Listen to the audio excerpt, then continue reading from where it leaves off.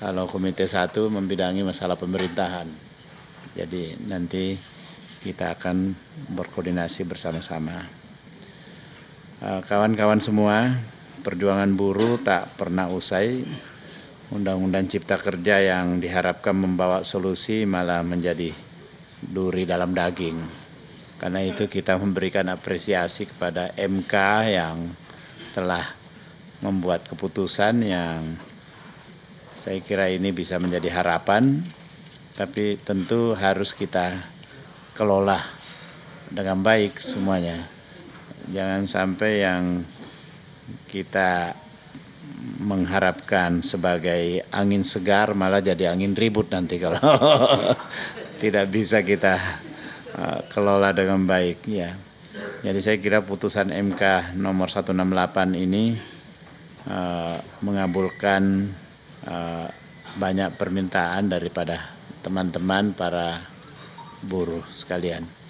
Dan juga dalam beberapa kesempatan kita bertemu dengan Presiden juga luar biasa mengapresiasi semua apa yang diinginkan oleh para buruh. Saya lihat baru-baru ini Pak Ketua SBSI ya, Pak Jumhur Hidayat teleponan langsung dengan Presiden dan akan menghadiri acara 1 Mei yang akan datang. Nah, ini tentu angin segar yang berikutnya yang terjadi, utamanya setelah konon disebut bahwa kenaikan upah buruh 6,5% ini adalah tertinggi selama perjalanan Republik ini di bawah kepemimpinan Pak Prabowo Subianto.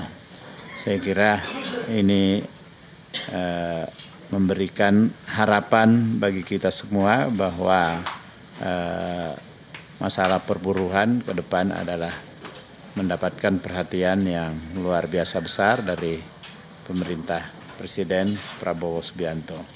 Karena itu di tengah-tengah adanya suasana yang kelihatan tarik-menarik antara Indonesia terang dengan Indonesia gelap, sekarang ini posisi buruh kelihatannya akan memihak ke Indonesia terang ini kalau saya lihat ini.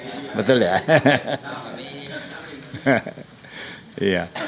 Dan mudah-mudahan teman-teman kita yang disebut-sebut selama ini sebagai kelompok reformis dan kelompok moderat juga semakin bergeser ke Indonesia terang, sehingga ya melalui perjuangan buruh kita betul-betul bisa mewujudkan apa yang menjadi harapan kita semua.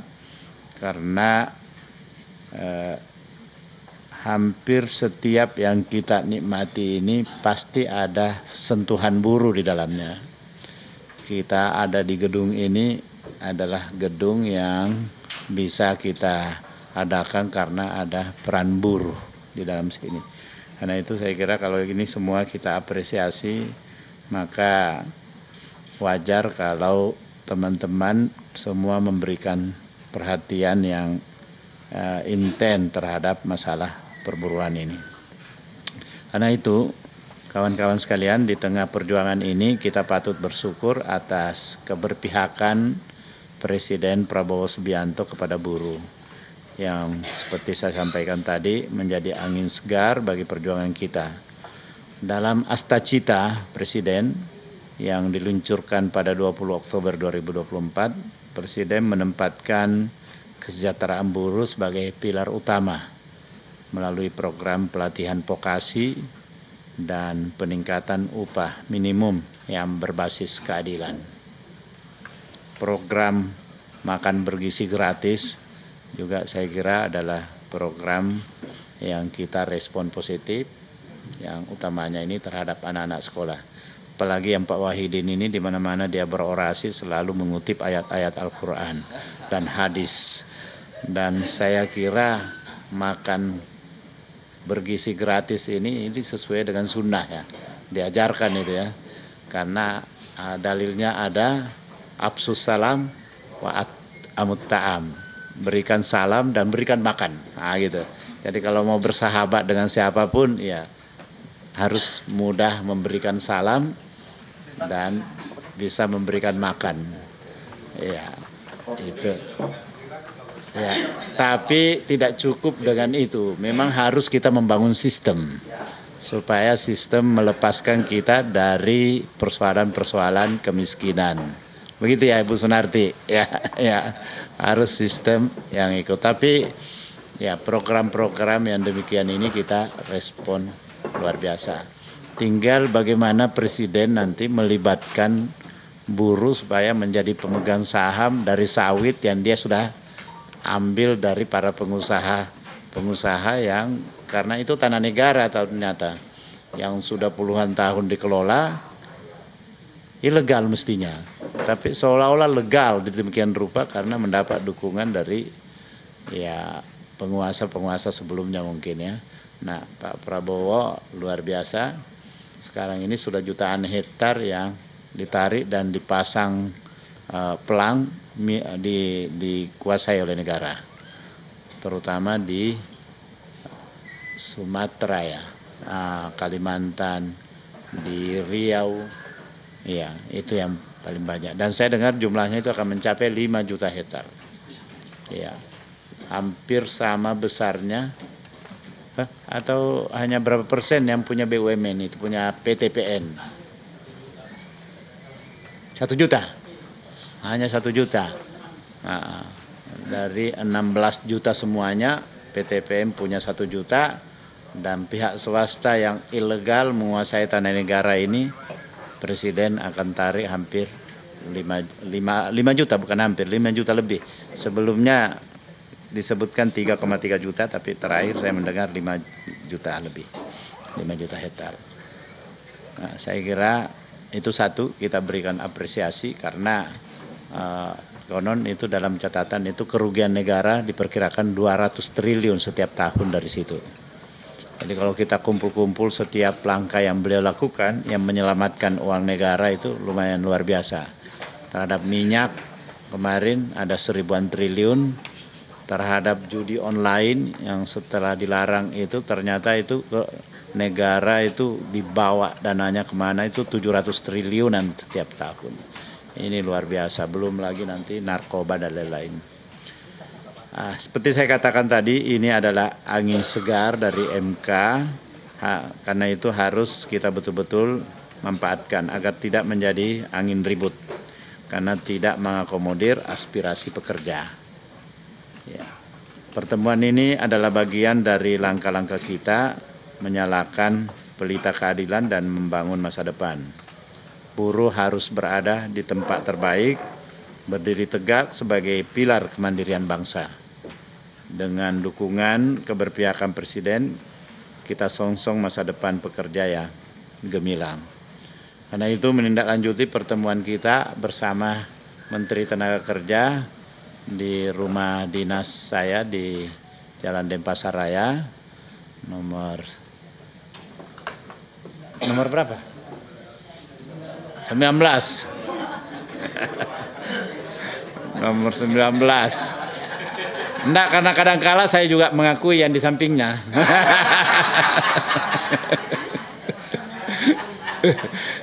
Itu kita sepakat kita akan kawal betul ini dengan program-program dari DPD.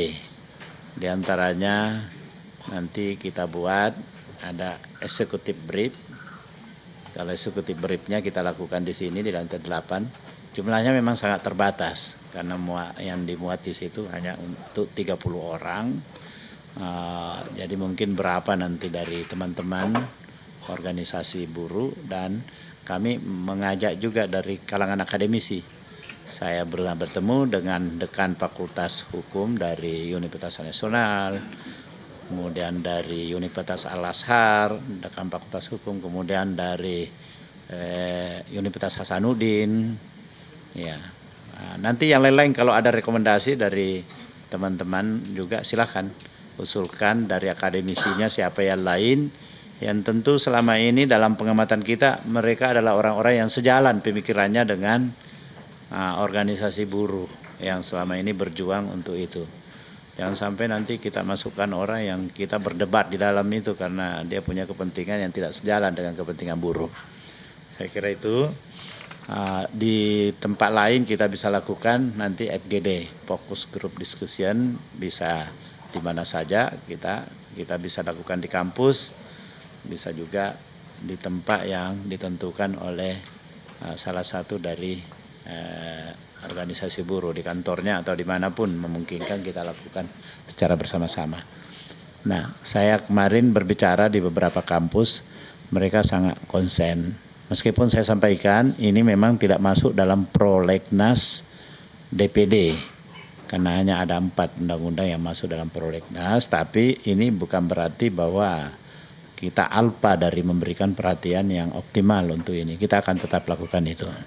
Kita akan support dan memberikan perhatian yang besar, karena itu FGD bisa kita lakukan beberapa kali dan mungkin executive brief hanya 1 kali saja di sini karena juga ada tema-tema lain. Ya, termasuk DPD lagi konsen juga untuk memikirkan tentang bagaimana mengoptimalkan dana transfer ke daerah supaya DPD ikut bukan hanya mengawasi tapi juga merencanakan untuk penempatannya, terutama teman-teman kita yang bekerja di daerah juga tersentuh dengan kebijakan-kebijakan pemerintah daerah yang dikaitkan dengan dana transfer daerah tersebut. Saya kira itu sebagai pengantar dari saya, kita berdiskusi. Nanti mungkin karena saya akan keluar sebentar karena akan menerima ada 3 duta besar yang pada jam 2 ini datang ke sini. Saya dampingi ketua untuk menerima duta besar. Saya berdua karena teman-teman yang pimpinannya lain sedang bertugas ke tempat lain. Saya kira begitu. Saya persilakan ada tambahan.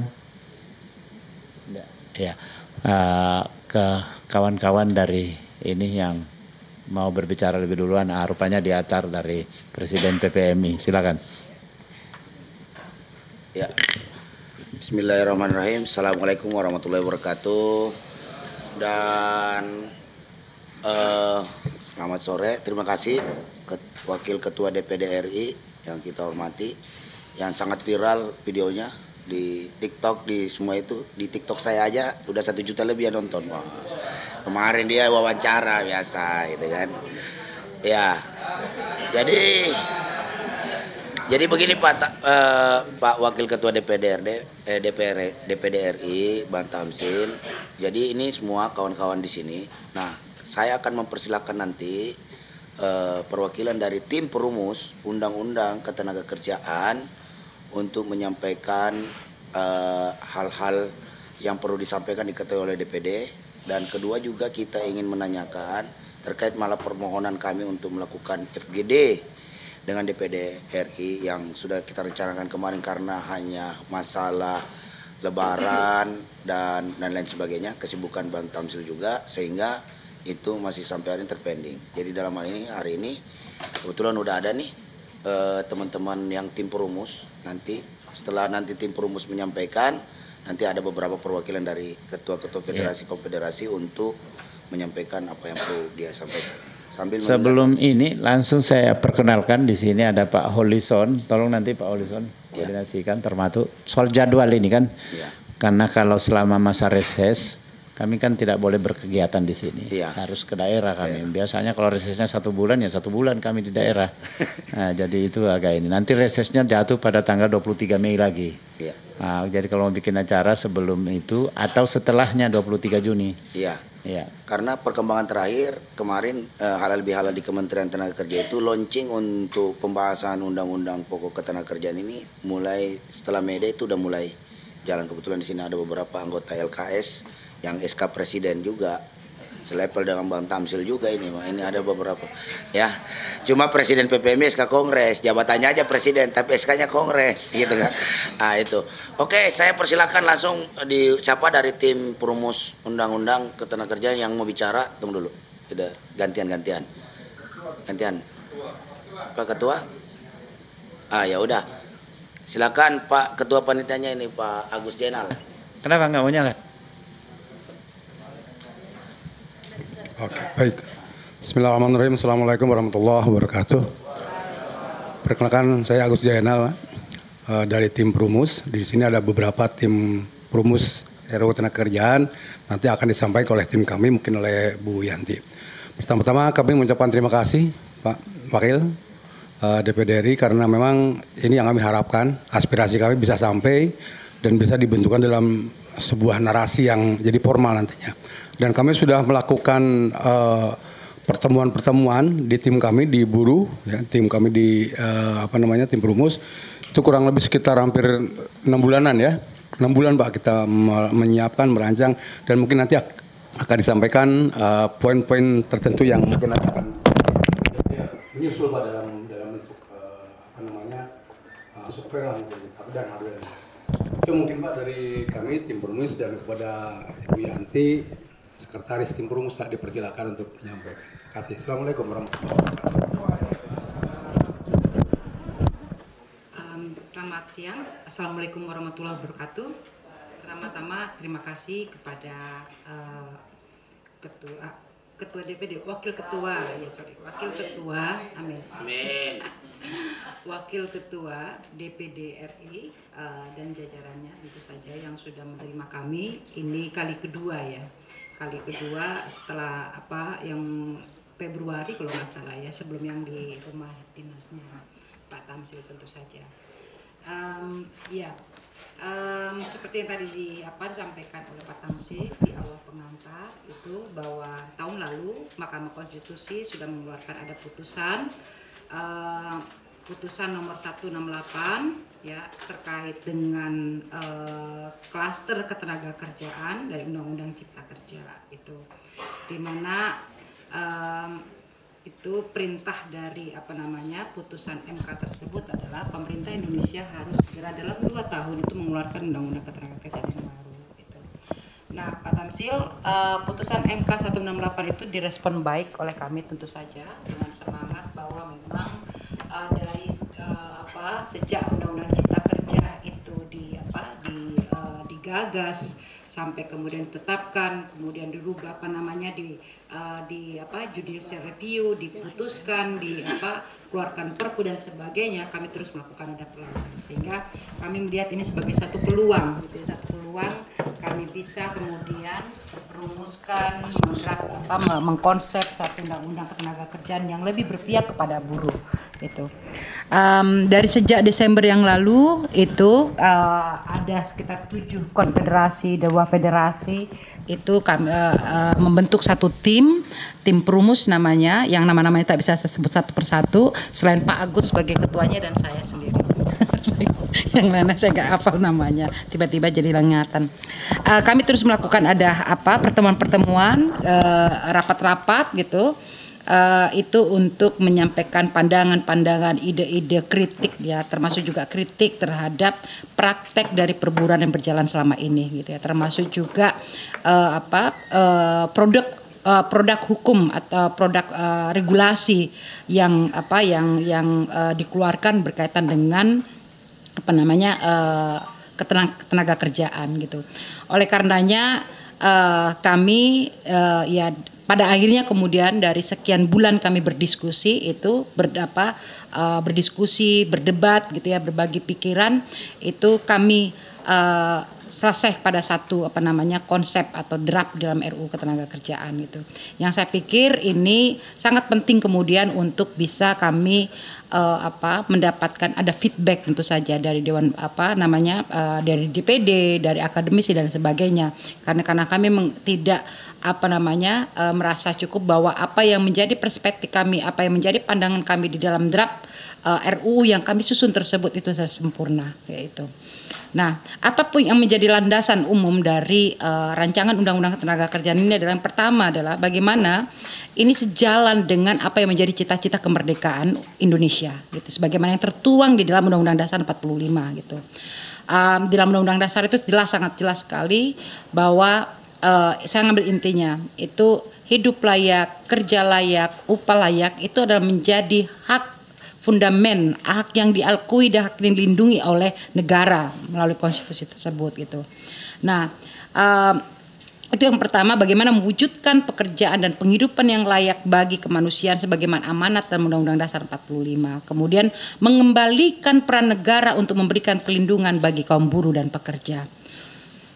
Sudah ada peran negara, ya, dari membuat aturan, membuat perundang-undangan, tapi di dalam praktek itu tidak ada peran negara, karena yang terjadi adalah kemudian buruh dan pengusaha, buruh dan pelaku usaha itu bertarung sendiri gitu.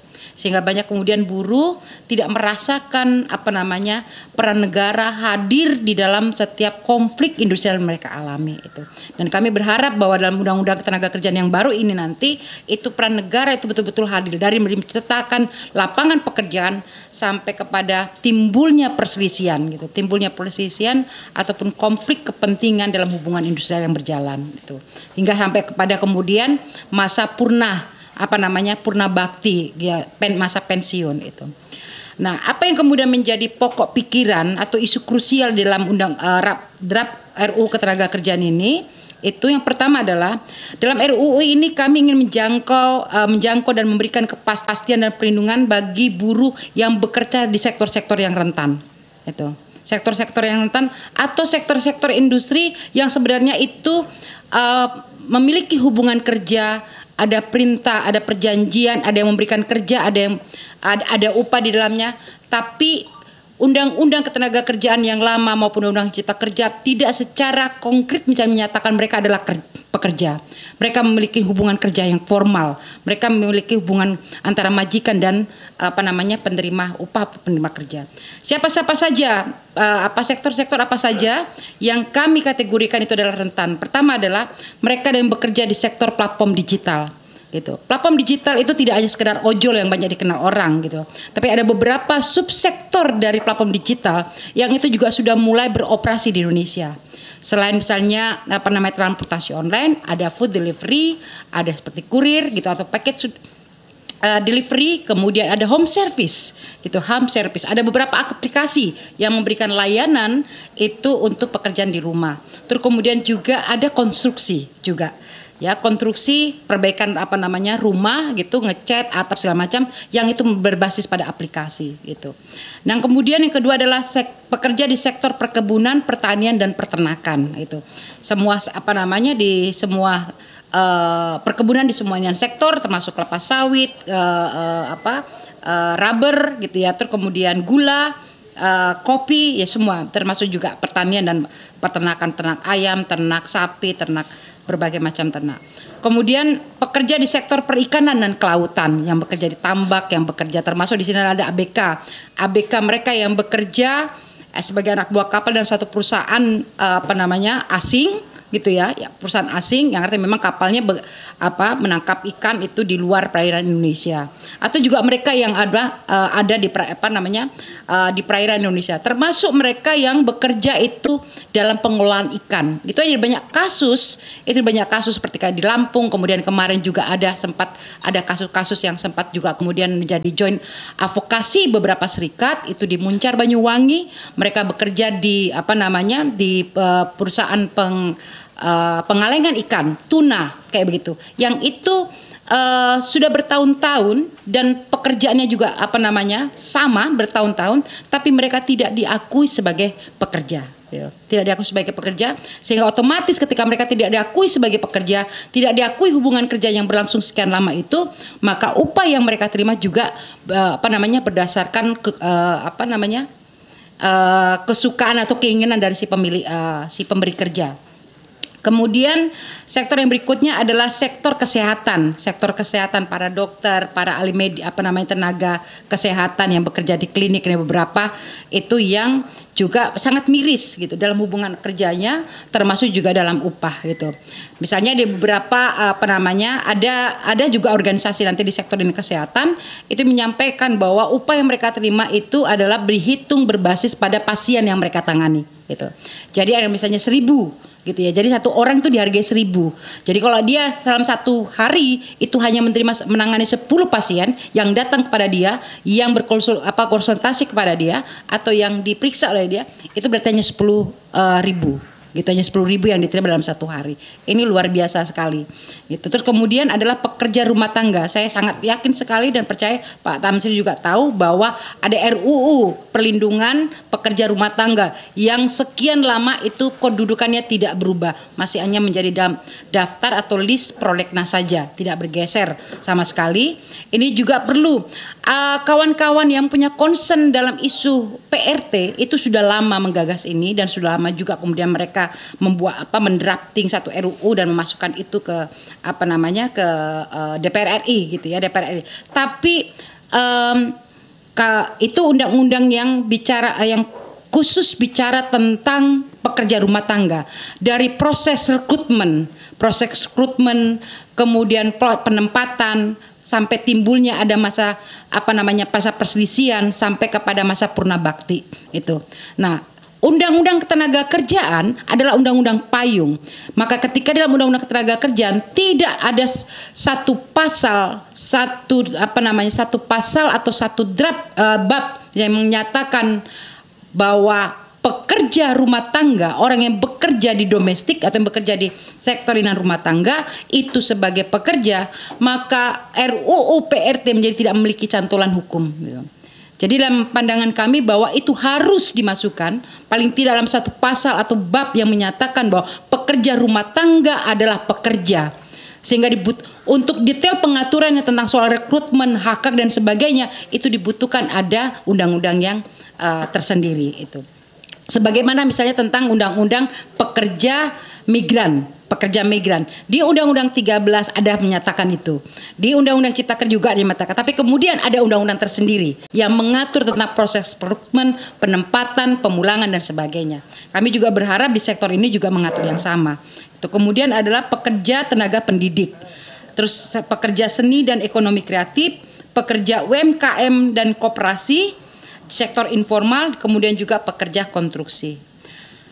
Yang kedua adalah bagaimana dalam pokok-pokok pikiran dalam RUU Ketenagakerjaan ini adalah kami ingin menghapuskan satu pasal atau kalimat atau apapun misalnya yang memberikan ketidakpastian kerja seperti sistem kerja kontrak,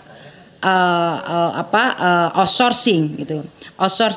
Menghapuskan ketidakpastian kerja atau kebijakan labor market flexibility yang sangat merugikan kaum buruh gitu.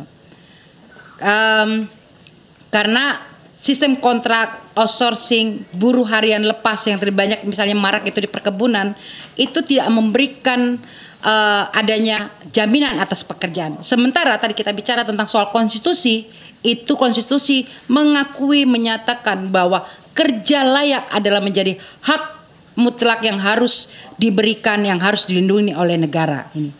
Nah, kami menganggap bahwa dengan fleksibilitas pasar tenaga kerja, sistem kontrak dan outsourcing tidak sejalan dengan cita-cita negara sebagaimana yang tertuang di dalam pembukaan Undang-Undang Dasar 45. Berikutnya adalah mengembalikan norma-norma perlindungan pekerja terhadap norma-norma pekerja yang ada di dalam Undang-Undang 13 tahun 2003 yang telah dihapuskan atau didegradasi oleh Undang-Undang Cipta Kerja ataupun aturan lainnya. Selanjutnya adalah perlindungan bagi buruh perempuan dan anak di tempat kerja. Itu yang mana negara dalam undang-undang itu harus secara tegas itu harus bentuk undang-undang, tidak di dalam bentuk Kepen apa permen ya, yang Ida Fauzia keluarkan terkait dengan kasus staycation, permen. Nah, itu hanya ada di permen, Pak. Itu di permen, di undang-undang tidak ada mengatur tentang itu gitu. Termasuk juga tentang memastikan bahwa negara memastikan bahwa tidak ada praktek bentuk-bentuk kekerasan dan pelecehan berbasis gender dari sejak proses rekrutmen kerja, penempatan kerja atau saat sedang bekerja, itu sebagaimana prinsip di dalam konvensi ILO 190 ya, yang mana sampai sekarang pemerintah Indonesia belum meratifikasi konvensi ILO 190 tentang penghapusan kekerasan dan pelecehan di dunia kerja. Ya. Terus selanjutnya adalah perlindungan bagi buruh yang memiliki kebutuhan khusus atau disabilitas di tempat kerja. perluasan dan penguatan peran dan fungsi serikat pekerja serikat buruh dalam bidang hubungan industrial dan kebijakan ekonomi politik negara. Selanjutnya adalah perubahan mekanisme penyelesaian perselisihan atau sengketa perburuan yang efektif dan berkeadilan. PPHI kami menganggap itu tidak efektif dan tidak adil, tidak berkeadilan gitu. Jika sebelum Undang-Undang nomor 4 tahun 2000 nomor 2 ya, nomor 2 tahun 2004 itu ada dulu kita mengenal mekanisme penyelesaian itu melalui P4D, P4P. Itu P4B, 4D kemudian dianggap itu juga tidak efektif. Negara kemudian menawarkan satu mekanisme baru, satu sistem peradilan yang diyakini itu akan lebih efektif, akan lebih cepat, lebih murah dan berkeadilan. Tapi prakteknya kemudian justru tidak murah, tidak adil dan tidak efektif. Itu. Kemudian selanjutnya adalah mengubah sistem pengupahan agar lebih adil dan memberikan kepastian. Seperti yang kita tahu bahwa hampir setiap tahun itu setiap menjelang kenaikan upah di ujung-ujung akhir pergantian tahun pasti akan selalu ada satu isu yang selalu hangat, selalu panas itu di setiap penghujung tahun, yaitu tentang soal kenaikan upah minimum. Mengapa itu terjadi? Mengapa selalu ada satu isu yang itu menjadi begitu krusial di antara buruh dan penguasa gitu ya. Itu karena sistem pengupahan kita tidak memberikan adanya kepastian, tidak memberikan adanya keadilan bagi buruh ya. Sistem pengupahan di kita itu meski Pak Tamsil tadi bilang misalnya 6,5% itu adalah satu angka kenaikan, persentase kenaikan yang sangat tinggi jika dibandingkan dengan periode-periode sebelumnya, tapi tetap saja itu masih menciptakan gap atau disparitas upah. Mengapa? Karena sistem pengupahan kita bukan sistem pengupahan nasional, tapi upah yang ditentukan oleh pemerintahan daerah, upah minimum yang ditentukan berdasarkan provinsi ataupun juga kota kabupaten, sehingga akan terjadi tetap disparitas upah. Berapapun nilai kenaikan secara nasional yang ditetapkan oleh pemerintah, oleh menteri ataupun presiden, itu akan tetap menciptakan kesenjangan antara provinsi satu dengan provinsi yang lain, gitu.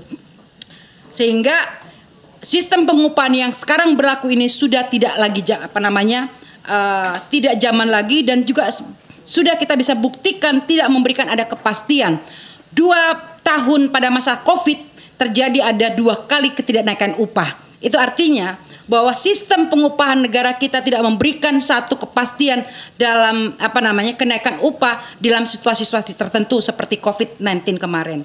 Karena formula penghitungan kenaikan upahnya ditentukan berdasarkan pertumbuhan ekonomi dan inflasi, tingkat inflasi. Sehingga kita tahu pada COVID kemarin tidak ada terjadi peningkatan atau pertumbuhan ekonomi. Yang ada justru adalah minus. Sehingga itulah mempengaruhi mengapa 2 tahun berturut-turut tidak terjadi ada kenaikan upah. Maka perlu dibuat ada satu sistem pengupahan yang berkeadilan dan memberikan ada kepastian yang adil dan merata yang bisa dinikmati oleh seluruh buruh di Indonesia, apapun dimanapun mereka dan apapun jenis pekerjaannya.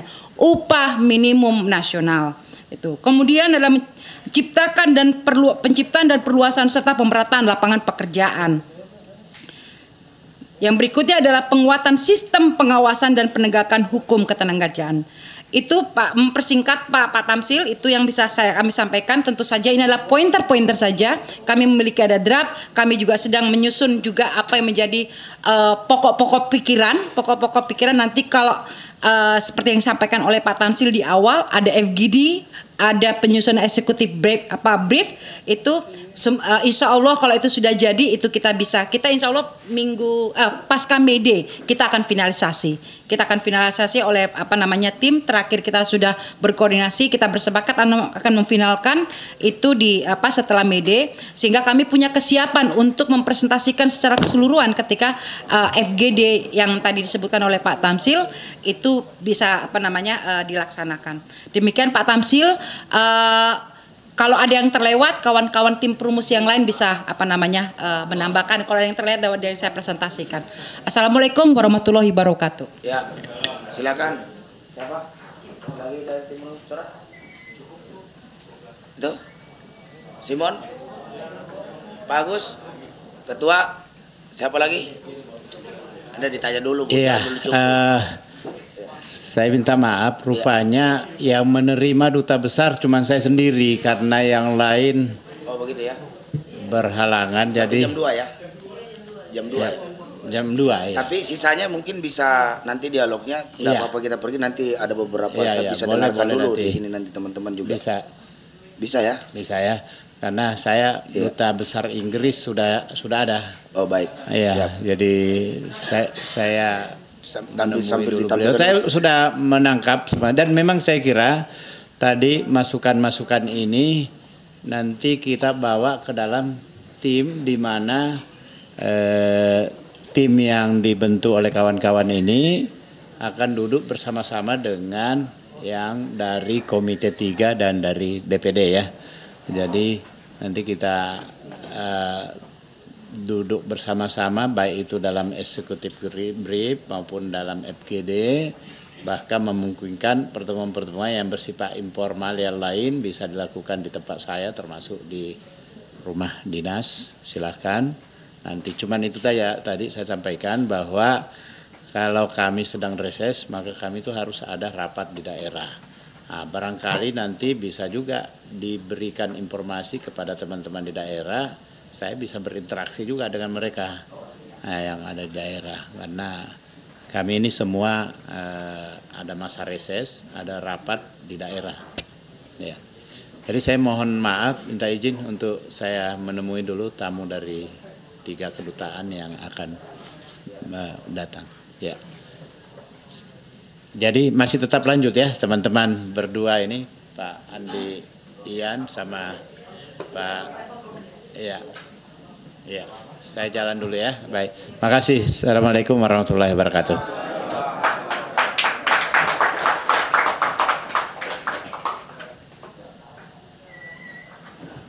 Ganti pimpinan sidang. Nah ini tetap kita lanjutkan ya, karena kan memang mungkin masih banyak hal-hal yang perlu disampaikan oleh teman-teman, karena di sini kan banyak ini undangan ini ada sekitar 60 federasi dan seperti kita ketahui bersama, dan itu juga akan didengarkan, akan disampaikan, dan ini juga akan tetap direkord untuk nanti kita sampaikan lebih lanjut. Dan pertemuan lanjutannya juga bisa kita lakukan secara informal di rumah jabatan beliau, dan kebetulan dapil Pak Tamsil ini kan Sulawesi Selatan. Jadi orang semua federasi yang ada memiliki cabang DPD di Sulawesi Selatan untuk membentuk aliansi ini juga di Sulawesi Selatan. Mungkin Pak Arif bisa instruksikan nanti Pak Basri ya untuk mengakomodir semua buruh di sana. Jadi ketika beliau melakukan reses di Sulawesi Selatan bisa menghadap kepada beliau. Selanjutnya siapa? Pak Arif, Bu Mirah, Bu Narti, siapa? Pak Arif dulu lah. Yang dituakan di sini Pak Arif. Iya. Iya, yang saya masih muda mungkin. Iya, SK Presiden dong yang duluan. Kan SK Presiden. Ya, terima kasih. Bismillahirrahmanirrahim. Assalamualaikum warahmatullahi wabarakatuh. Salam. Ya, ini sebetulnya apa namanya nanti Bapak komite 1 Pak ya, komite perburuhannya ya. 3 yang itu yang perburuhan Pak ya. 3 ya. Ya, maksudnya kan tadi intinya draft itu nanti bisa dibicarakan di dalam FGD selanjutnya. Cuman sebetulnya kita ini Pak, mau disampaikan kepada Pak nanti itu bagaimana DPD juga ikut memikirkan, karena kan kelihatannya memang Pak Presiden ini punya niat yang bagus lah, kita percaya. Hanya saja dari Jokowi ini ketiganya masih ingin jadi presiden gitu. Jadi saya apa sudah menjadi presiden sesungguhnya atau masih dalam bayang-bayang, itu yang sebenarnya meragukan kita. Gitu ya, itu yang utamanya itu. Ya, saya pikir kita tahulah di media juga terlihat ya kan masalah itu. Sehingga kalau mungkin kalau Pak Bowo-nya sudah menjadi presiden yang sesungguhnya, saya pikir semua bisa diselesaikan dengan dengan baik lah. Jadi saya mohon itu saja dari kami. Tolong sampaikan kepada kepada Pak Presiden, singkat saja pesannya, jadilah Presiden Republik Indonesia yang sesungguhnya. Oh, iya. Karena saat ini belum bersungguh-sungguh ya, berarti belum bersungguh. Ya sekarang siapa? Berat banget pesan. Bu Mira, silakan. Nanti ya pokoknya hari ini, pokoknya kita menghormatilah Kartini Day. Iya, Pak. Siapa Pak? Mohon maaf yang dari Komisi 3. Pak siapa Pak? Maaf. Pak Hidayat sama Pak Rian. Pak Hidayat dan Pak Ian, yang pertama kami mengapresiasi lah ya, meskipun harapan kami sih tadinya Bang Daeng, pemimpin revolusioner Indonesia ini, harapan kami adalah seluruh DPD RI. Ya, harapannya nanti kita agendakan nanti. Harapannya ya, nanti. ada ya agenda itu. Tetapi bagi Pak Hidayat dan Pak Ian, ini merupakan pertama kali pastinya ya ketemu dengan kawan-kawan buruh ya. Pertama kali nih. Dua kali ya. Oke, Pak Hidayatnya 2 kali ya. Ya, tadi mau menambahkan, menguatkan apa yang disampaikan oleh Pak Arief gitu, bahwa harapan kami besar sekali untuk DPD RI ini menjadi faktor pendorong yang sangat kuat untuk DPR RI untuk memperluas bagaimana elemen buruh untuk diikutsertakan dalam pembahasan Undang-Undang Ketenagakerjaan yang baru pasca putusan Mahkamah Konstitusi. Ini yang kami harapkan, karena memang mengingat sebelumnya bahwa Undang-Undang Omnibus Law, bagaimana minimnya partisipasi publik, salah satunya adalah stakeholder yakni pekerja buruh, itu ditiadakan. Nah, supaya tidak terulang, maka dari itu untuk saatnya elemen pekerja buruh ini diikutsertakan secara penuh, full participation. Jadi artinya jangan sampai itu terulang kembali. Lalu poin-poin yang disampaikan oleh Mbak Yanti saya kira sudah cukup komprehensif dan lengkap, dan harapannya nanti pada saat FGD atau juga nanti executive brief akan ada lagi ya Mbak Yanti usulan-usulan yang mungkin agak tertinggal atau juga nanti ada pergeseran di industri-industri yang lain, karena memang sekarang kan gig ekonomi. Jadi bagaimana mereka para pekerja yang berada di gig ekonomi ini mendapatkan perlindungan secara full terkait dengan kesejahteraan dan juga perlindungan secara advokasi. Lalu kemudian yang ketiga, yang terakhir adalah harapannya sih bagaimana DPD RI peran yang tadi yang sangat full gitu ya, menjadi inisiator lah, yang menjadi inisiator bagaimana undang-undang tenaga kerja yang baru ini bisa nanti terrealisasi, dan isinya tentu bisa menampung semua pihak, baik itu pengusaha, pekerja mau juga pemerintah. Jadi tidak ada yang tertinggal nih. Jangan sampai seperti yang kemarin Undang-Undang Omnibus Law itu kan full pengusaha isinya. Artinya buruh pekerja nggak ada di sana kepentingannya. Mungkin dari saya itu, terima kasih banyak.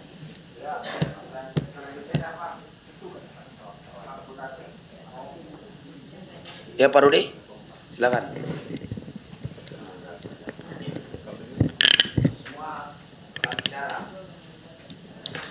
Ya, terima kasih. Assalamualaikum warahmatullahi wabarakatuh. Yang saya hormati dari Komite 1 dan Komite 3 serta kawan-kawan para pimpinan konfederasi dan federasi yang hadir dalam pertemuan ini, serta seluruh buruh Indonesia yang menyaksikan live di berbagai macam channel ya. Ya, yang pertama saya kira hanya menambahkan atau mempertegas apa yang disampaikan oleh kawan-kawan tadi. Jadi mungkin ini juga sebagai masukan di dalam proses menyusun kertas posisinya DPD RI ya, seperti yang disampaikan oleh Pak Wakil Ketua tadi. Jadi yang diinginkan oleh teman-teman buruh, terutama kami ini adalah undang-undang ketenagakerjaan baru ya. Jadi bukan undang-undang yang melakukan revisi parsial terhadap pasal-pasal yang hanya diinginkan oleh pemerintah atau DPR. Nah, itu saya kira penting dicatat ya. Apa yang kita mau terhadap undang-undang ketenagakerjaan baru dari follow up atau tindak lanjut atas putusan 168 ini. Jadi bukan revisi parsial yang hanya sekedar berdasarkan keinginan DPR ataupun pemerintah. Itu satu. Nah, maka undang-undang ketenagakerjaan baru itu yang kami mintakan itu adalah undang-undang ketenagakerjaan yang betul-betul bisa menghadirkan negara untuk terciptanya hubungan hubungan kerja yang bermartabat. Sebagaimana bisa selaras tentunya adalah dengan cita-cita dan tujuan bangsa Indonesia sebagaimana tadi juga dijelaskan termaktub di dalam pembukaan Undang-Undang Dasar 45 gitu ya. Melindungi segenap tumpah darah, memajukan kesejahteraan umum, mencerdaskan ya, ada empat hal penting di dalam tujuan itu. Kenapa kami ingin memastikan bahwa undang-undang baru itu sesuai dengan cita-cita dan tujuan bangsa, harus selaras dengan itu. Karena faktanya undang-undang ketenagakerjaan yang ada sekarang, Undang-Undang Nomor 13 Tahun 2023, terutama adalah Undang-Undang Omnibus Law Cipta Kerja hasil karya Presiden Republik Indonesia Bapak Joko Widodo dan DPR tahun lalu itu adalah sangat menyimpang, bertentangan dengan konstitusi negara Republik Indonesia. Jauh daripada cita-cita bagaimana yang diwujudkan, dituangkan di dalam Undang-Undang Dasar 45. Ya. Jadi bagaimana di dalam isi undang-undang itu saya kira sudah terpublikasi, sudah banyak pimpinan-pimpinan buruh yang berbicara tentang bagaimana buruknya undang-undang Omnibus Law, mulai dari proses pembuatan, ya kan, sampai pada isinya sekalipun. Bahkan sudah dinyatakan oleh Mahkamah Konstitusi inkonstitusional bersyarat, tapi Presiden yang sangat luar biasa ini tetap ngotot dikeluarkan Perpu dan tetap dijalankan. Akhirnya sekarang menjadi Undang-Undang Nomor 6 Tahun 2023. Ya, dan ada putusan MK gitu. Undang-undang Omnibus Law itu betul-betul memudahkan investasi masuk ke Indonesia tanpa memikirkan bagaimana, bahkan mengabaikan daripada perlindungan terhadap hak-hak pekerja atau hak-hak buruh di Indonesia. Ya. Dan banyak lagi saya kira yang mau kita uraikan tentang daftar inventaris masalah tentang Omnibus Law dan masalah ketenagakerjaan itu saya kira bisa berjilid-jilid kita jelaskan ya di situ. Nah, yang kedua, tadi juga sudah dijelaskan bahwa undang-undang ketenagakerjaan yang baru itu yang kita mau adalah menjadi undang-undang pokok ketenagakerjaan. Jadi undang-undang yang memayungi seluruh kelas pekerja di Indonesia. Karena undang-undang yang ada sekarang itu kiblatnya lebih pada manufaktur oriented. Sementara perkembangan industri itu sudah masuk bahkan sekarang disebut dengan industri 4.0 gitu ya. Makanya Indonesia ngotot semuanya serba online. KTP harus iktp, tapi kita kemana-mana diminta juga fotokopi KTP. Kan? Ini susah. Seberang internet tapi di mana-mana susah internet gitu, yang banyak menyusahkan rakyat gitu. Tapi faktanya perkembangannya seperti itu, ya. Seperti bagaimana isinya yang kita mau itu adalah ini menjadi payung daripada yang payung bagi seluruh kelas pekerja di Indonesia. Tadi sudah disebutkan diantaranya misalkan selain manufaktur, bagaimana juga ini bisa mengatur tentang buruh perkebunan, ya.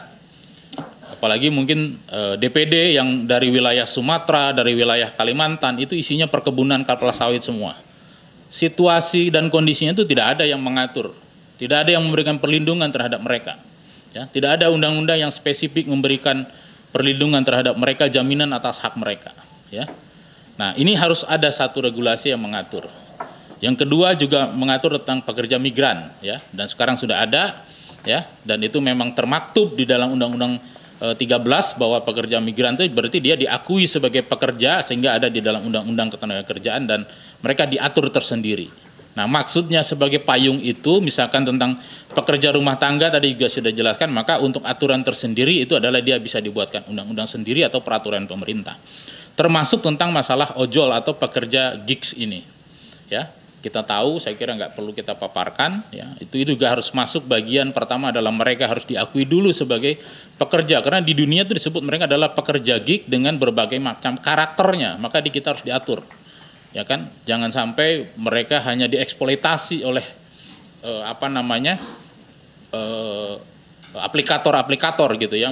Rakyat kita menjadi sapi perah untuk melipatkan keuntungan oleh aplikator gitu. Nah, ini perlu diatur sedemikian rupa saya kira supaya bagaimana tingkat kejahatan yang dijalankan atau tingkat eksploitasi yang dijalankan oleh aplikator itu betul-betul bisa kita atur gitu ya. Kan prinsipnya di negara kita orang boleh kaya tapi nggak boleh menyusahkan orang lain. Kan gitu. Saya kira tidak ada larangan untuk mengkaya, tapi yang nggak boleh itu serakah dan menyengsarakan orang lain gitu. Nah, itu saya kira satu. Belum lagi tadi juga disebutkan tentang ABK atau pekerja di maritim dan pelayaran. Ya, bahkan di teman-teman SPSI sudah mendorong pemerintah juga untuk meratifikasi satu konvensi ya. Ya, termasuk tadi masalah perlindungan perempuannya, bahkan pekerja rumah tangga ya, PRT yang sudah undang-undangnya juga terlunta. Bagaimana harus ada cantolan di dalam undang-undang ketenaga kerjaan gitu ya. Nah, saya kira di situ. Nah, yang paling utama maka menurut saya karena sekarang perkembangannya kan revisi atau pembuatan revisi undang-undang ketenaga kerjaan itu menjadi inisiatif DPR. Di pemerintah sudah launching, jadi menurut saya mungkin usul kami ya ke DPD juga sebagai perwakilan rakyat atas nama daerah gitu ya. Bahkan jauh wilayahnya jauh lebih luas ya saya kira daripada DPR RI gitu. Dan kami juga diwakili oleh DPD tentunya kan karena sebagai rakyat gitu. Nah, untuk itu mulailah menurut saya mungkin mengusulkan kepada para pimpinan DPD nanti, Bapak-bapak ya, Pak Hidayat dan Pak Rian sampaikan, nanti juga kita akan ngomong juga ke Bang Tamsil untuk segera speak up saya kira, mulai ngomong supaya jangan keduluan sama DPR yang kadang-kadang kita bukan apa-apa ya, juga jalan sendiri gitu kan. Yang paling utama juga itu satu, mulai DPD juga berbicara tentang bagaimana memberikan dukungan, mendorong bagaimana arah perbaikan ketenagakerjaan itu bukan hanya revisi parsial tapi menyelesaikan problem nyata yang terjadi di dalam hubungan industrial sekarang. Karena masalahnya seperti yang sekarang terjadi tentang bagaimana adanya tarif Trump itu karena problem ekosistem industri kita yang sangat buruk ya. Saya kira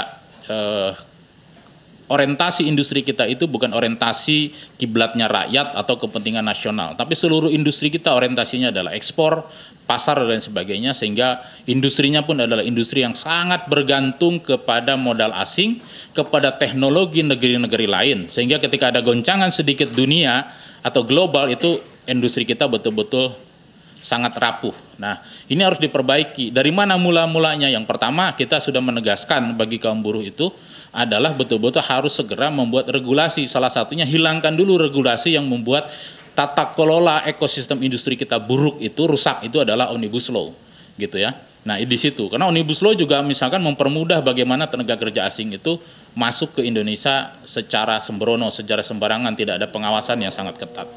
Nah, itu saya kira yang kedua tadi mungkin kita nanti bisa betul-betul menjadwalkan ya, kita bisa ketemu langsung dengan seluruh anggota DPD supaya kita nanti bisa berkolaborasi di daerahnya masing-masing ya. Bahkan nanti kita juga bisa menghadirkan perwakilan dari daerahnya untuk bisa menyampaikan bagaimana berkolaborasi di daerahnya untuk memperjuangkan aspirasi ini gitu. Terutama adalah wakil-wakil DPD yang ada di daerah-daerah industri ya. Hampir semuanya sekarang kan ada. Bahkan di Sulawesi misalkan, daerah Sulawesi Tengah ya, Sulawesi Tengah, Tenggara, di utara kan mulai bagaimana ekspansi tambang yang sangat luar biasa. Bapak-bapak tahu pasti bagaimana di IMIP gitu ya, hampir setiap 3 bulan sekali itu kayak Idul Fitri ya, kayak Lebaran orang bisa berbondong-bondong, tapi berbondong-bondong kecelakaan kerja gitu ya. Nah, itu saya kira yang mau saya sampaikan tambahan daripada kawan-kawan sekalian. Jadi kita betul-betul berharap DPD seperti yang beberapa kali kita sampaikan juga adalah menjadi mitra strategis kita, menjadi ya garda terdepan kita lah, membawa aspirasi teman-teman buruh yang saya kira buruh itu bukan hanya sekedar angka, bukan hanya sekedar, tapi adalah buruh itu adalah komponen penting dari bangsa ini. Terjadinya perubahan, terjadinya kemajuan bangsa ini, bahkan dunia itu adalah kontribusi kaum buruh. Tapi bangsa kita yang tertuang di dalam undang-undang, cita-citanya sangat bagus, memuliakan rakyatnya, memuliakan kaum buruhnya, tapi prakteknya sekarang kita belum melihat bagaimana buruh itu menjadi tuan di negerinya sendiri gitu ya. Bahkan bapak-bapak bisa cek gitu, di mana buktinya bahwa buruh itu tidak menjadi tuan. Buruh pabrik sepatu, dia mengerjakan pabrik sepatu Nike. Sapu Nike dijual satu pasang aja 7 juta. Sementara dia yang mengerjakan sehari bisa-bisa 5 pasang, tapi hanya diupah dalam 1 bulan hanya 4,6 juta. Dan dia pun nggak bisa beli sepatu yang dia produksi. Paling dia beli sepatunya KW. Nah, gitu. Nah, bisa dipoto ya, Pak. Saya kira itu saja dari saya. Terima kasih. Billahi taufiq wal hidayah. Assalamualaikum warahmatullahi wabarakatuh. Hidup buruh. Selanjutnya Sekjen KBMI. Bung Ajat Sudrajat ini jauh-jauh dari Bandung ini. Harus diakomodir ini, bahaya ini kalau enggak ini diakomodir Jawa Barat. Bisa Mayday berantakan nanti nih.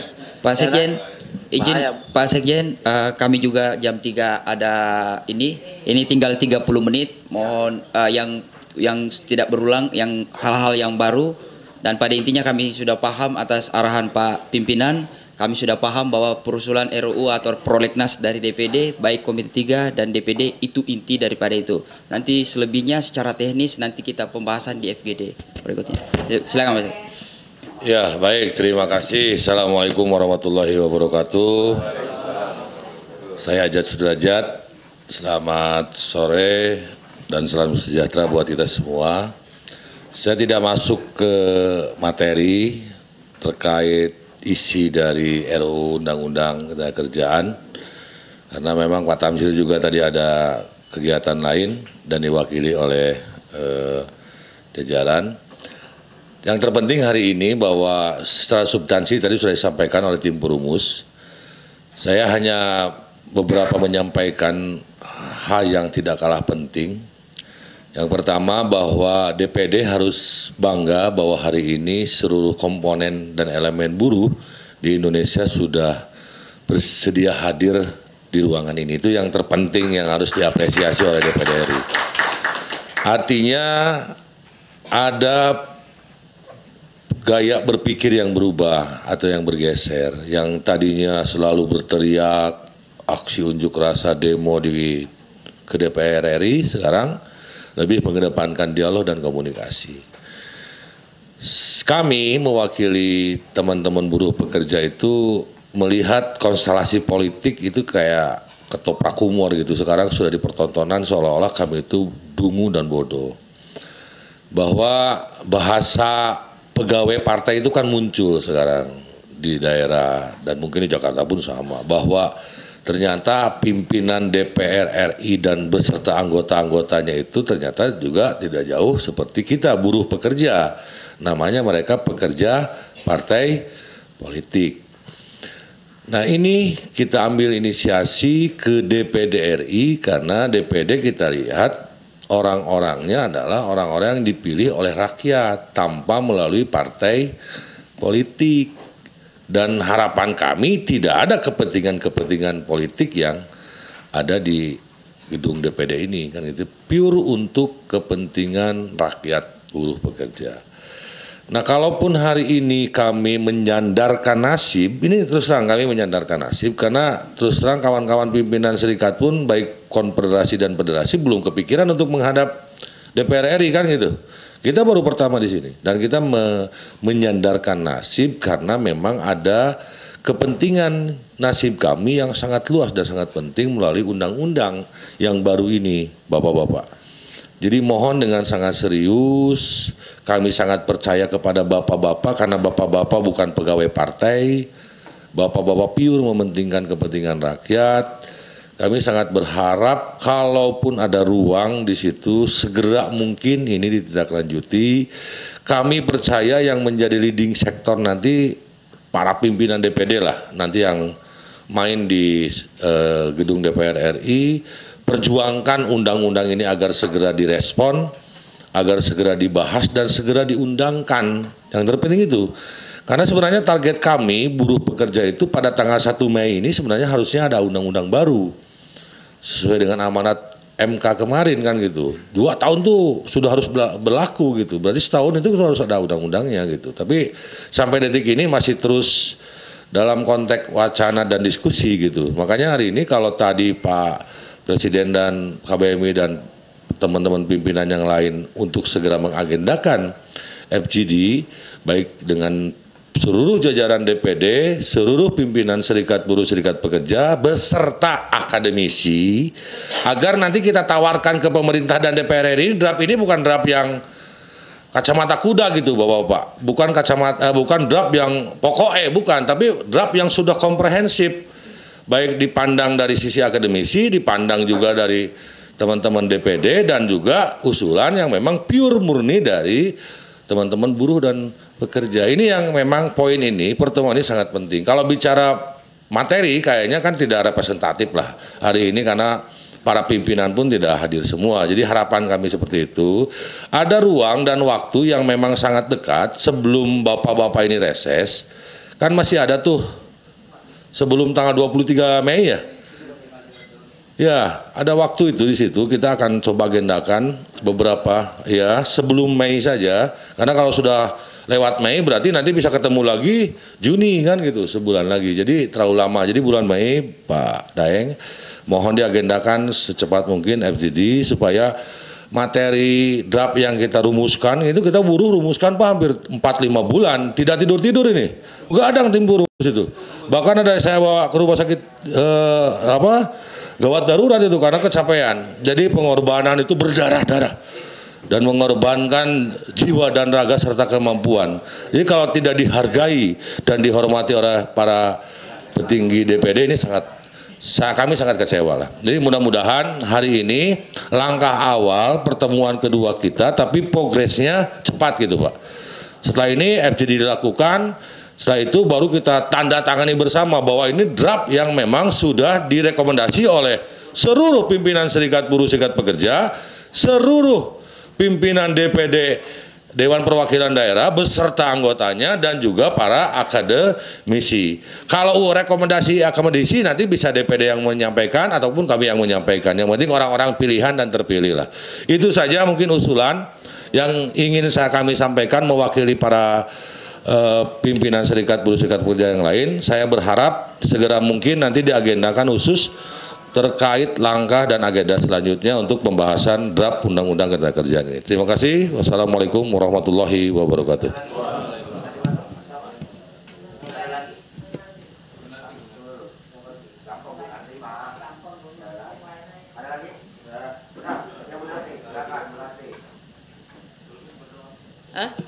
Baca doa saya. Terima kasih. Bismillahirrahmanirrahim. Assalamualaikum warahmatullahi wabarakatuh. Pertama-tama saya ucapkan banyak terima kasih kepada, saya panggil Mas Aye, saya bingung juga nyebutnya kan gitu. Saya masih muda jadi manggil Mas saya, Mas Hidayat dan Mas Ian. Jangan dilihat orang-orang ini garang, tapi inilah memang wajah-wajah buruh yang biasanya kena panas-panasan. Tapi kami punya harapan bahwa ini kan masih tokoh-tokoh muda yang masih punya semangat tinggi dan untuk menyerap aspirasi dari rakyat khususnya ya kaum buruh maupun petani dan yang lain-lain. Ini tidak seperti kawan-kawan yang sudah terlalu berpanas-panasan, masih pres dan masih ini. Mudah-mudahan apa yang hari ini kita sampaikan ini betul-betul ini aspirasi ini dibawakan oleh kawan-kawan DPD ya. Ini kan DPD ini kan mewakili semua daerah. Manakala semua daerah yang menjadi wakil di daerah masing-masing ini punya kepedulian terhadap persoalan-persoalan yang terjadi hari ini. Karena yang tadi disampaikan undang-undang ini dikasih waktu 2 tahun, tapi bisa juga karena tinggal 1 bulan nanti yang penting itu disahkan kan gitu. Jangan sampai tokoh-tokoh yang ada di DPD, tokoh muda ini serampangan, tapi betul-betul membawa aspirasi dan memikirkan generasi penerus yang lebih baik lagi. Jangan sampai nanti ada stunting dan segala macam ya. Stunting itu kan berkaitan itu di Undang-Undang Ketenagakerjaan itu. Sebenarnya ya saya ada bangga, ada sedikit sering kecewa ya. Karena di tempat inilah saya juga pernah berduduk di sini kan gitu. Maka hari ini tolonglah Mas Hidayat, Mas Ian Anda ini masih muda, nanti sampaikan kepada pimpinan DPD dan anggota-anggota yang lain, terutama di daerah luar Jawa yang tadi saudara Rudi sampaikan. Di sana banyak kejadian. Dan juga banyak lagi hari ini, saya sedikit mungkin curhat ya. Menaker dan ada tokoh buruh juga yang datang ke perusahaan sidak aja nggak diorangkan gitu loh. Cobalah, ayo kita untuk membenahi bangsa ini dan menghilangkan pemikiran-pemikiran oligarki. Ya, Anda-andalah mulai semangat, mulai menyampaikan dan mulailah berbicara apa yang terjadi di lapangan hari ini. Apalagi undang-undang ini menyangkut nasib rakyat, khususnya kaum buruh Indonesia. Harapan itulah yang saya mau sampaikan. Saya tidak mau masuk di dalam materi karena saya punya harapan yang besar terhadap tokoh-tokoh muda yang ada di DPD RI ini, agar ke depan lebih baik lagi tentang persoalan-persoalan bangsa. Jangan hari ini yang sudah terjadi ini akan terulang. Janganlah membuat kecewa terhadap rakyat yang Anda pikul di beban pundakmu. Serasa itu aja. Terima kasih. Wassalamualaikum warahmatullahi wabarakatuh. Salam ya, Bung Karel. Setelah Bung Karel udah masih ada nggak? Kalau nggak nanti kita tutup setelah ini. Ya. Iya, terima kasih. Ya, saya mungkin sedikit saja. Ya, yang pertama mungkin saya. Iya.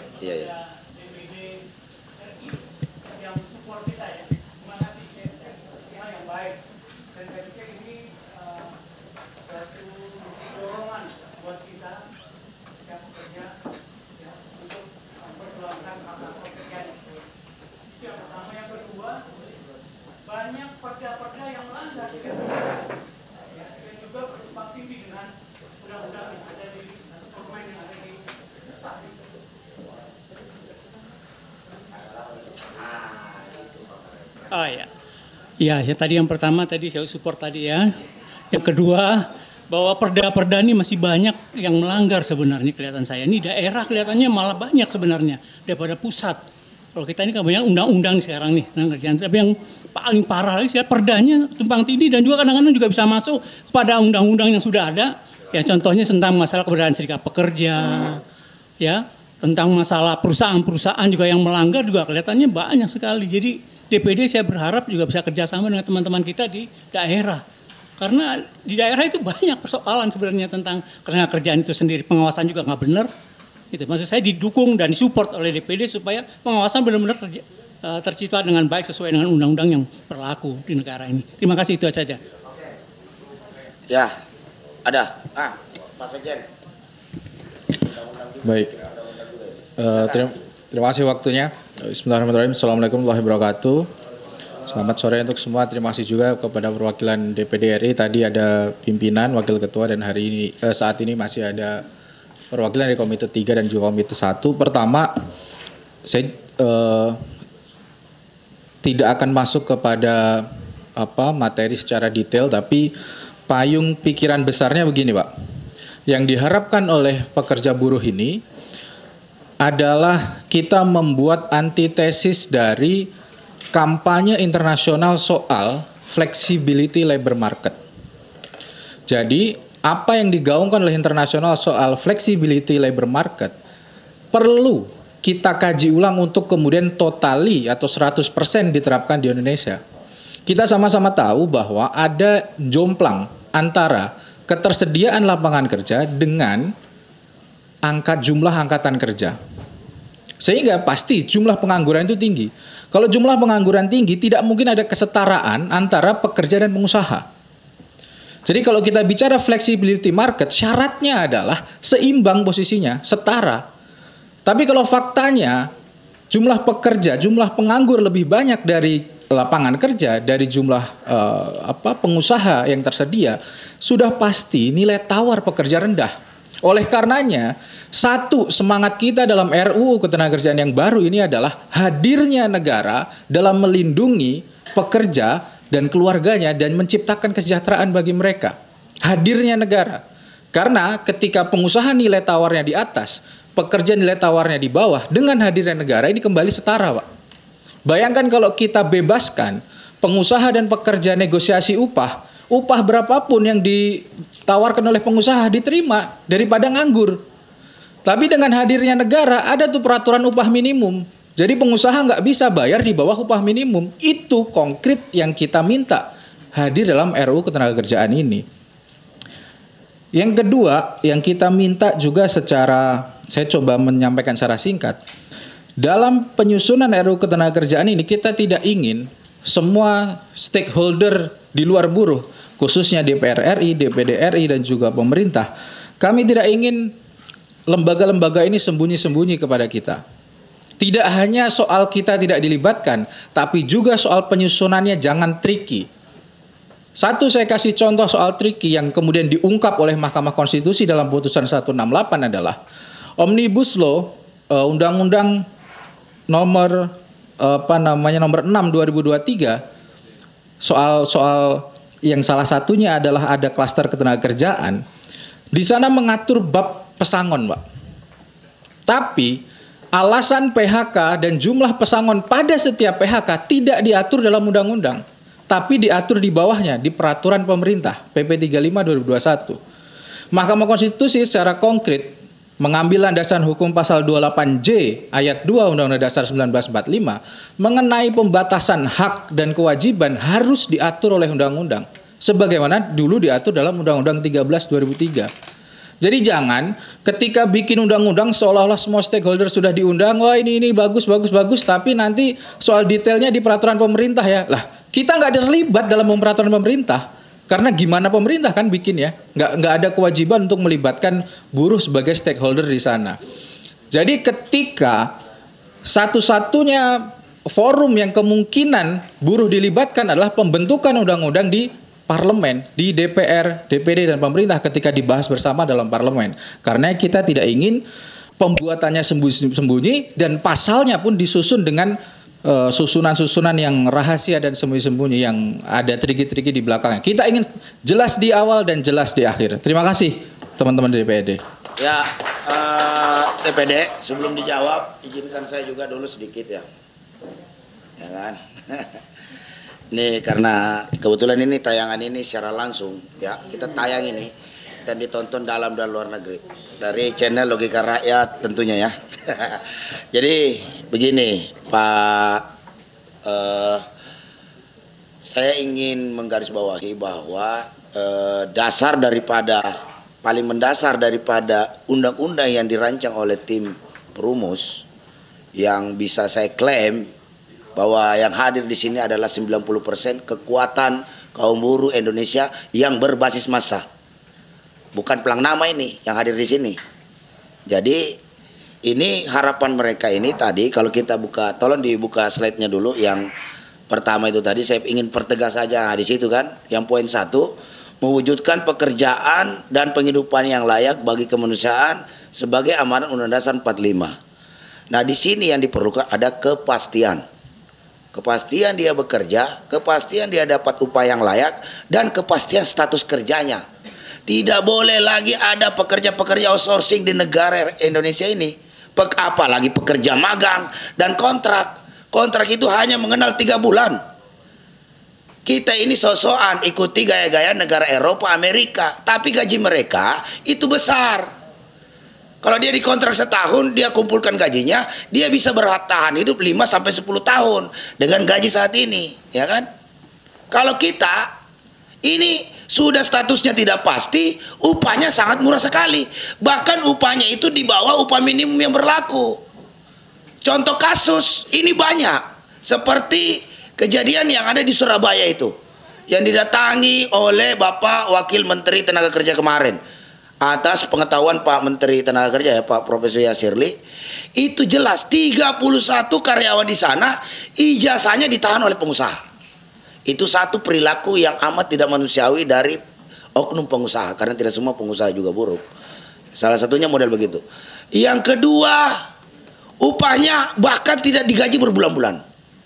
6 hari disekap hanya untuk mengejar lembur.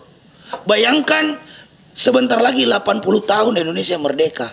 Masih ada kejadian yang amat tidak berperi kemanusiaan dari oknum pengusaha seperti Diana. Dan lucunya dan fatalnya, ini fatal sekali nih. Saya pikir brengsek bener itu Diana itu, pengusaha itu. Wakil wali kota yang datang sidak ke sana dilaporin ke polisi. Dan lucunya lagi, parahnya lagi, Polda Jatim terima laporan itu. Nauzubillahi min zalik, ini sudah. Ini yang tidak boleh diulangi lagi. Nah, fungsi undang-undang ini benar-benar harus melindungi segenap rakyat Indonesia. Nah, jadi kita berharap yang sampaikan tadi teman-teman, perilaku tidak manusia, kepastian itu tadi, kepastian kerja tadi ini otomatis akan mampu mendongkrak pertumbuhan ekonomi Indonesia.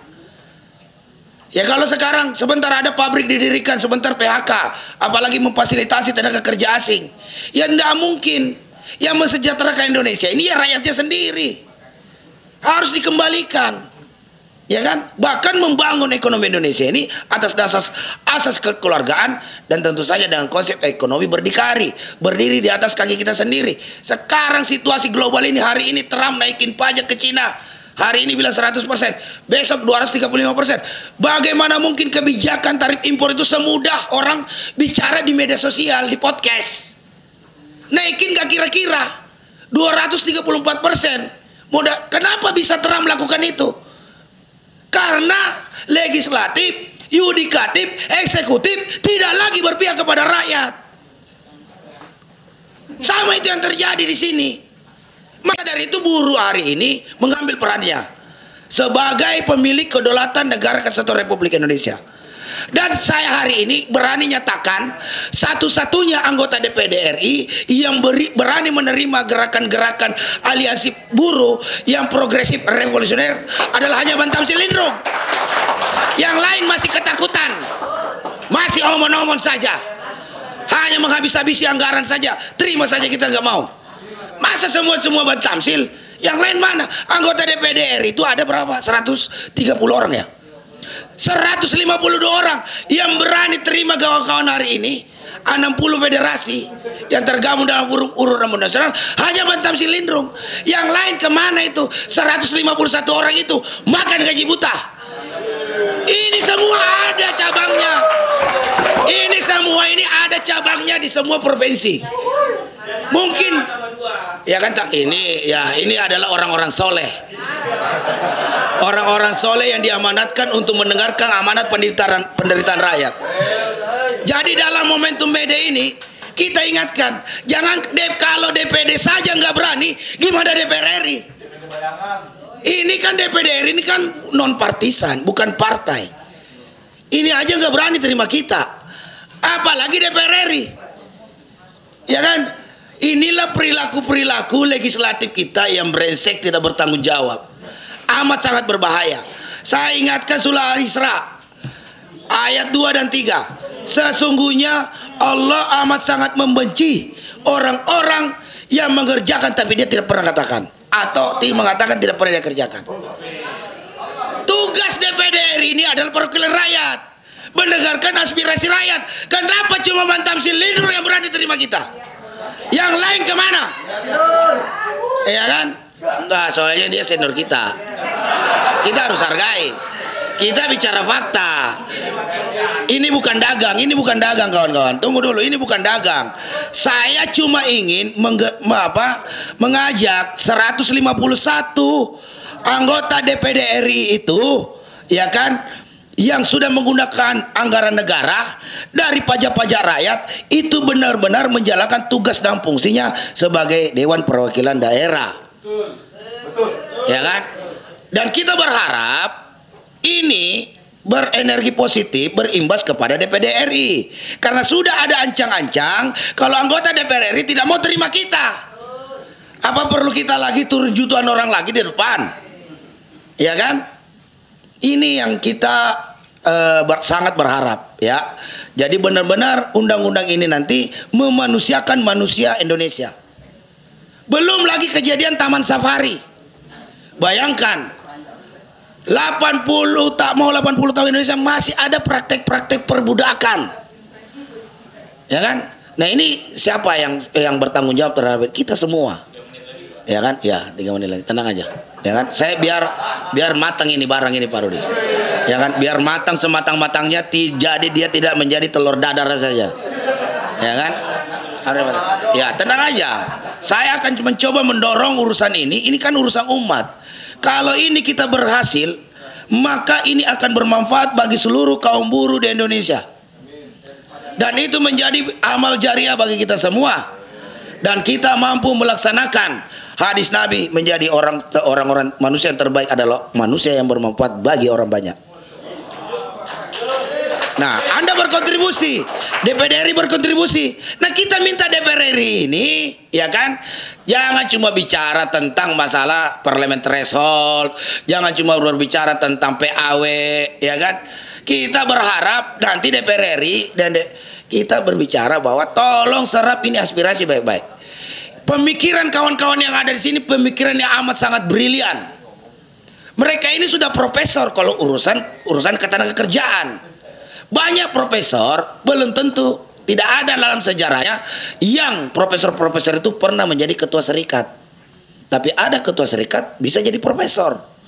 Jadi ukuran pendidikan strata itu bukan jaminan untuk bisa membuat dan mengerti, memahami konteks ketenagakerjaan di negara Kesatuan Republik Indonesia ini. Jadi yang paham ini, yang hadir di sini sudah paham, datang ke sini kasih paham Anda semua yang ada di parlemen untuk segera mensahkan saja itu undang-undang. Ya kan? Nah, mungkin itu saja dari saya. Jadi tolong nanti ke depan, ini kan mau mede nih. Ini mau mede nih. Sebelum apa yang menjadi hasil ini nanti kita akan sampaikan. Kita sampaikan nanti pada saat memperingati Hari Buruh Internasional. Karena seperti kita ketahui May Day ini sebentar ada 2. Satu dalam gedung, satu di luar gedung. Nah, ini harus dipastikan saja. Jadi tapi semuanya mengarah kepada memiliki cita-cita yang luhur, yaitu menjadikan buruh Indonesia menjadi tuan rumah di negeri sendiri. Jangan lagi kita dengar rakyat Indonesia menjadi budak di negerinya sendiri. Hancur kita ini, dikutuk kita sama nenek moyang kita kalau sampai itu terjadi, ya kan? Nah, saya kira penyampaian itu tadi di media nanti ini kita berharap ke depan nanti ada pertemuan khusus. Kita akan minta beberapa stakeholder, misalnya dari sektor pengusaha, kementerian terkait, untuk bisa dimediasi oleh DPD RI untuk datang sini kita bisa lakukan diskusi dialog terkait masalah kepentingan undang-undang tenaga kerjaan ini. Kan tidak hanya buruh tapi pengusaha juga ada di sini supaya kita bisa matching. Jadi perwakilan dari Kadin, Apindo jangan datang sendiri. Kalau gini kan parsial. Kalau parsial itu kan subjektif. Kita ingin undang-undang ini benar-benar pro kepada pemerintah tapi diolah secara objektivitas. Supaya semuanya senang, everybody happy. Tidak ada yang terjolimi satu dengan lain, tidak ada yang menindas satu sama lain, tidak ada berdiri. Kita berdiri sama tinggi, duduk sama rendah. Itu kan? Dan sehingga cita-cita kita dalam bernegara benar-benar mampu mewujudkan keadilan sosial bagi seluruh rakyat Indonesia. Mungkin itu saja ya, Bapak ya. Jadi tolong benar-benar ini direkod ini. Ya kan? Ada nggak ada pimpinan DPR ini tetap kita viralkan. Supaya menjadi pelajaran bagi semua pejabat-pejabat bahwa hari ini no viral, no justice. Nah, gitu ya. Begitu Pak. Saya kira. Assalamualaikum warahmatullahi wabarakatuh. Silakan ditanggapi Pak. Terima kasih Pak Sekjen beserta seluruh senior-senior pejuang buruh. Kami melanjutkan terima aspirasi hari ini atas perintah arahan Pak Tamsil, dan kami meyakini dan kami ucapkan terima kasih bersama pimpinan DPD masih mempercayai DPD sebagai jalur perjuangan buruh. Itu yang pertama. Kemudian yang kedua, kami atas arahan Pak Tamsil, hasil ini hasil masukan dan usulan karena kami melihat semuanya sudah siap dari naskah akademiknya, materinya, semuanya ini tinggal dimasukkan, mau lewat pimpinan DPD RI, lewat Pak Tamsilindrung, atau lewat Komite 3, atau lewat PPU, Perencanaan Undang-Undang Legislasi. Dan kami memang sudah mengusulkan sebenarnya terkait tadi kita pembahasan SJSN, Tetapi kawan-kawan senior semua menginginkan adanya satu RUU yang sendiri. Artinya RUU ini kami memandang bahwa tidak lagi dihadap-hadapkan antara buruh dan pengusaha, tetapi ini adalah RUU yang mengharmonisasikan antara dua sektor problematik di bangsa kita. Oleh karena itu, hasil ini senior-senior kami ucapkan terima kasih arahan dan masukannya. Kami akan tindak lanjuti karena kami meyakini bahwa bangsa ini terus berprogresif. Ada data mengatakan 2030 juga akan menghadapi yang namanya skenario global megatrend. Bahkan di Amerika biasanya manusia menjadi kepala sekolah, tetapi sana sudah akan menjadi yang namanya kepala sekolah online digital. Bahkan secara leadership pun robotik, artificial intelligence, AI, robot dan seterusnya akan terganti. Dan ternyata di Republik ini baik kasir, cleaning service pun akan terjadi. Artinya apa? Ini adalah isu strategis soal bangsa. Kami ini, saya dari Sulawesi Selatan juga, Ali Hidayat Samsu, Ian dari Sulbar. Kami ini adalah pejabat publik. Kemungkinan ada dua. Kalau kita tidak dipensiunkan oleh rakyat, maka Tuhanlah yang mempensiunkan ini. Nah, oleh karena itu, senior-senior semua, kami akan tindak lanjuti harapan dan masukan senior-senior semua terkait RUU, terkait dengan pokok ketenagakerjaan soal ini. Karena ini menjadi masalah, tadi Ibu seperti orang tua kami menjelaskan kepada kami juga soal Surabaya, terkait ijazah, seolah-olah sekelas wamen saja ini tidak dibati-bati kalau bahasa Makassar. Tidak direspon dengan baik. Bagaimana soal yang lain? Nah, ini adalah problematik dari soal ini. Mungkin itu saja. Terima kasih atas masukan dan usulannya senior-senior. Mohon maaf jika ada kekurangan. Izin kami melanjutkan. Pak Tamsil sangat mau sampai selesai. Cuma ada kerja-kerja kenegaraan konstitusi yang menerima dubes satu-satunya pimpinan di sini. Terakhir kami sampaikan, Pak Tamsil sangat fokus dengan ketenagakerjaan buruh ini. Biasanya RUU kami menerima kemarin disabilitas, Komite Nasional Disabilitas mengusulkan itu berangkat dari bawah, komite dan seterusnya, dan baru kami menerima usulan RUU ini langsung dari Pak Tamsil pimpinan. Itu menunjukkan bahwa Pak Tamsil ini sangat serius terkait buruh. Mungkin demikian, ada tambahan daripada senior kami ya, dari Sulbar. Oh ya, silakan. Sebelum nanti ditutup doa sama Pak Jasuli. Pimpin doa Pak Jasuli. Baik, terima kasih. Pimpin doa majelis, doa majelis. Saya mengapresiasi kehadiran Bapak Ibu sekalian. Tentu kita semua berharap ke depan adanya penguatan regulasi, termasuk peningkatan kesejahteraan, perlindungan hak-hak pekerja, dan perbaikan sistem ketenagakerjaan. Buruh adalah tulang punggung bangsa. Oleh karena itu, buruh layak mendapat perlindungan, kepastian kerja, dan kesejahteraan yang lebih baik. Kami dari DPD RI berkomitmen untuk mendengar dan mengawal aspirasi dari Bapak Ibu sekalian. Ya, mungkin itu singkat dari saya. Terima kasih. Assalamualaikum warahmatullahi wabarakatuh.